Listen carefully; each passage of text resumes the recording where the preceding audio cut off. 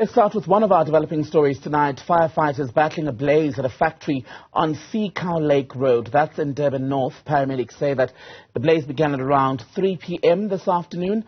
All workers were evacuated from the burning building. Let's bring in our reporter, Karinda Jagmohan, who's live for us at the scene. Karinda, give us an idea of what's going on there. Have the firefighters managed to contain this blaze?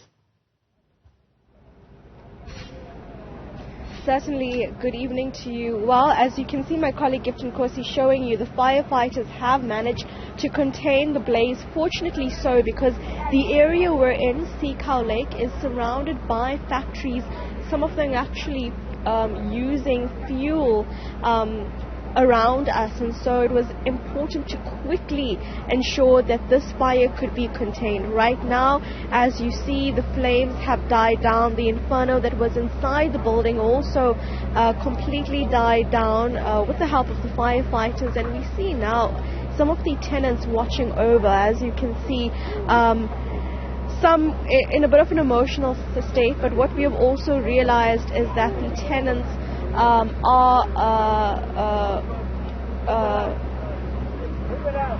apologies for that. Well, as you can see there, some of the tenants watching on, and what we can see is that the tenants are not from South Africa. We understand that some of them are from China actually, and this warehouse was a storage facility for some goods as well. That is why one of the biggest concern was to ensure that the wooden pallets that were inside the warehouse, in which some of items, including children's toys, were stored, were immediately removed, because those were some of the most flammable items.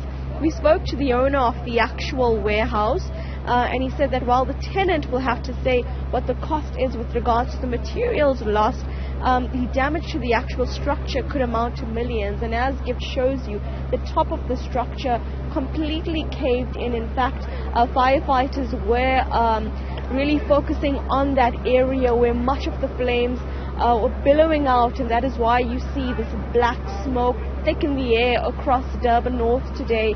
And this structure, of course, a major concern. That is why it's completely blocked. No one can go there in fear that it might actually collapse. The metal that's almost just flowing in the wind as you see it. But fortunately, there were no injuries. All who were in the building at the time were evacuated. According to the owner of the actual premises, we're told that the fire started around 3 p.m. One of the workers saw this fire starting in a part of the warehouse.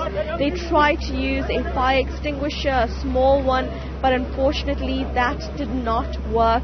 And ultimately the fire really ripped across this area. Quickly, all workers in this warehouse were evacuated, and then the entire area, this precinct, this factory area, was also evacuated, just to ensure that if this fire were to touch some of the other warehouses, some of the other factories, that everyone would be safe. It is really now the end part of this, and it's just really at this point some of the tenants that are watching over, it seems that their jobs might be affected. Unfortunately, there's a bit of a translation issue, so they're not really keen to speak to us at this point. But the owner of this actual premises says that it is going to be a long time until they understand what exactly started this fire. But right now, the main relief for everyone involved in this is that nobody was injured. However, this is yet another fire that we see in Durban. We saw recently a block of flats in Durban, the Durban CBD, was on fire, and sadly a teenager passed away there. And of course, we know that over the past year we've seen several fires at informal settlements. So indeed, the eThekwini Fire Department has had their hands full here in the Durban city over this past year, and tonight is just another one of those examples. Karinda, as you say, we don't yet know the cause of this fire. It's now been contained. Any indication from emergency services as to how long it may actually take to extinguish altogether? Yes, indeed. At this point, we have spoken off the record to some of the firefighters here, and they say that it will take them a few more hours to actually douse some of those flames that Gift is showing you as he just zooms in there. Those flames will take a while because of the wood pallets that are inside this building. This was actually an enclosed area. It's open now because part of the structure has caved in because of the force of the flames and the heat. It was really quite hot earlier on when we came in because of how massive the flames were. And so that inside right now, that's all wood. There's also some paper there as well, so that's still well alight. There have been a number of fire trucks coming in and out. As you see, firefighters rather, still dousing the flames, because while they are dousing the flames and the piles of wood, there's still the fire, the flames, it's still within this pile of wood, and that is the major issue, that the heat is still there. Earlier on we saw some of the workers form a chain to just try and hand some of this material one to the other just to move it out of the area, but they couldn't do this quickly enough, and at that time it was a bit dangerous.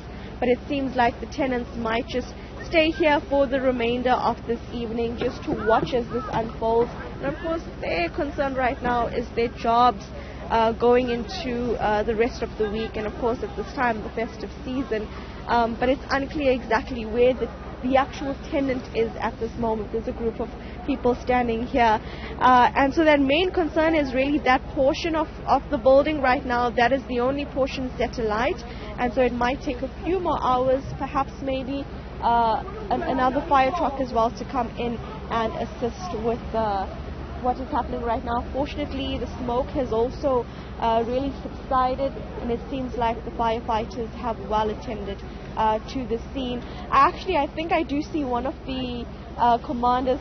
I see. My apologies for that, but yes, the firefighters have indeed attended to the scene. So Tembekile, fortunately, in this scenario, in this incident today, nobody has been injured, and it seems like this fire, and if it does actually rain for the rest of this evening, there is torrential rain expected late into the night that might actually assist in the work to ensure that the flames are doused and that the workers here can leave just knowing that this has been attended to. Karinda, Jagmohan, thank you very much for that update. We'll come back to you later as we continue to track that fire at a factory, a warehouse in fact, in Durban.